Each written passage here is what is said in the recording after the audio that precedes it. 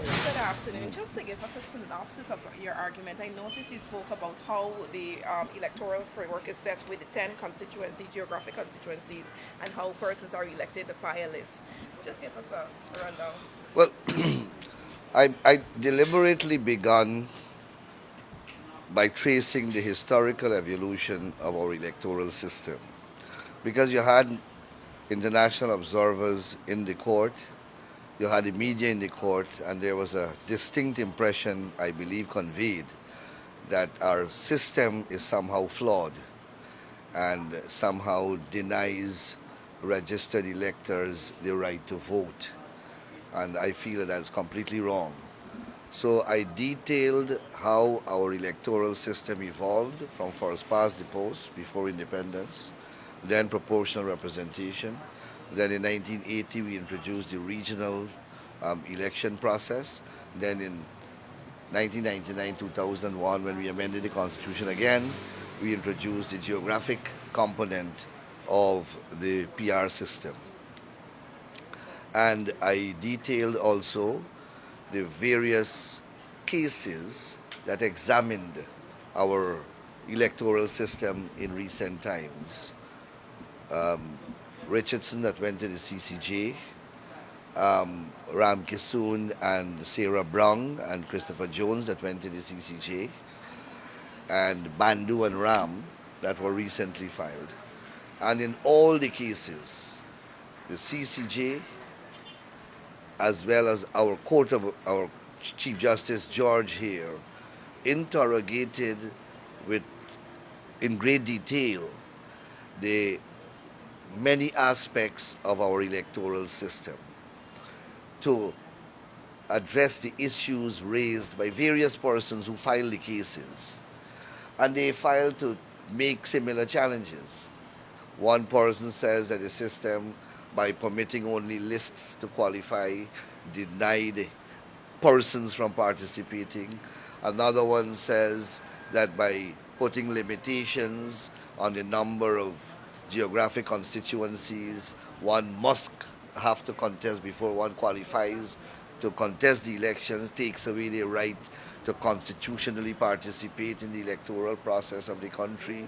Another one argued that the right to vote for someone who is not running and not qualified to run takes away his or her right to vote. So all these questions were put before courts before and answered. All those cases were dismissed.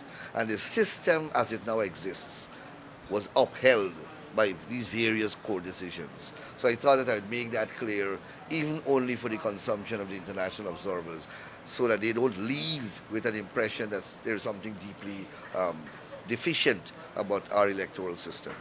So that's the first thing I did. And then secondly, I dealt with the case itself to show that this challenge is perhaps the most misconceived one of all the challenges that have been made against the system. Here it is that the person who did this case, and I know is Dennis's friend, has all the good intentions, all the good intentions, but there's a lack of understanding, and I say so with the greatest of respect and absolute kindness. There's a lack of understanding of how the system works. The system has its peculiarities, as does every electoral system. The system ensures that every elector is allowed to exercise their respective franchise. But obviously, if you want to exercise your franchise for a particular party, that party must be participating in the elections.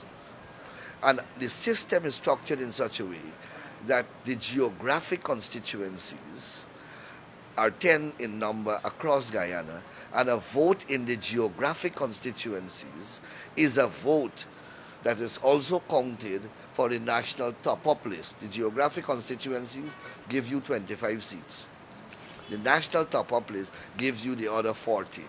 So it's the geographic constituencies that are counted first, put on one side, and then the total votes go back in the bucket or the pot or whatever it is, and for calculation for the allocation of the national seats, the 40 seats that are left, and the two are added together. So if you don't have a vote unfortunately, in the geographical constituency, then you will not have a vote in the national top-up, or your vote cannot be counted.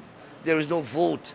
It is the vote for the geographic constituency in one election and a vote for the RDC in the other election. It's two votes. Each elector cast his vote twice. Once for the geographic constituency, which is also counted and goes towards the national top-up list, and one for the RDC. The RDC is not under contestation here, it's the geographic constituency here. Right? So if you don't have a vote in the geographic constituency, then you don't have you don't have a vote. And a huge argument was advanced that a large part of Guyana is being disenfranchised. That is to say, regions 7, 8, and 9. And the lawyer made a lot of emotive arguments about the privation of Amerindians' right to vote, and two-thirds of the country will not be allowed to vote. Nonsense. Those Amerindians will vote. They will just not vote for a party that is not contesting in those regions. And it is the party, strangely and ironically, that chose not to contest in those regions. So it's the party, in my view, that is discriminating against two-thirds of Guyana. It's not the other way around. If you decide not to run in those areas, how can you blame the system and say that the system is discriminating? When you choose, you could have contested all the seats. You didn't. And then you chose a number that you will contest. And you deliberately, in the exercise of your choice, you excluded those regions. You could have excluded Berbice. You could have excluded Georgetown. You included Georgetown, but you excluded those and then complain that the system discriminates against them. It doesn't work like that. So, as I said, the case is without merits. I concluded all my arguments. I went through, as you saw, I went through the Constitution first to show how the system is established. And then the Constitution says that the machinery itself and the way that lists are going to be prepared, the way that votes are going to be cast, the way that the votes are going to be counted and the seats are going to be allocated shall be prescribed by Parliament. Parliament has done so in the ROPA. I then took the court through the relevant provisions of ROPA. And I believe, in my humble view, I have persuaded the court that the case is without merit and should be dismissed.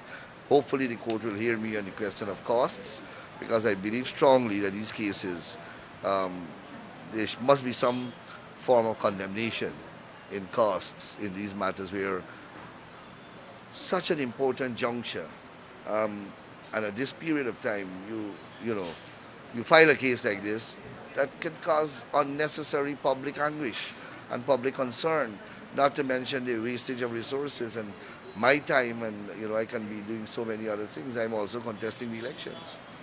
Thank you, Attorney General.